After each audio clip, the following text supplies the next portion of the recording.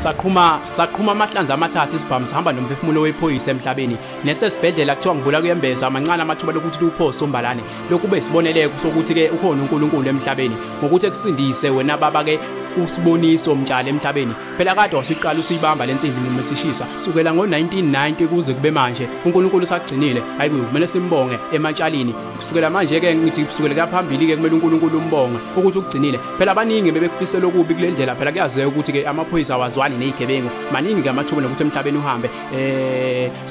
saqhuma kabili kathathu isibhamu sihamba nomphefumulo wephoyisa emhlabeni kodwa uNkulunkulu usagcinile emhlabeni somele uguqa ngedolo umbonge ngithi ke sayitsheni awushaya indishini okugcina mase uhlala phansi udla inyoni zabazukulu bakho nezabantwana bakho uthokozela ukuhlala ke nomkakho phela kade ke wasuyibamba ishisa sukela ngeminyaka ama90 kuze kube manje uNkulunkulu usagcinile ngithi ke kumele uguqe ngedolo ubonge ophezulu kanye nemndeni wakho ubonge ukuthi uNkulunkulu usagcinile phela kule ndlela wena ke ubonile okuningi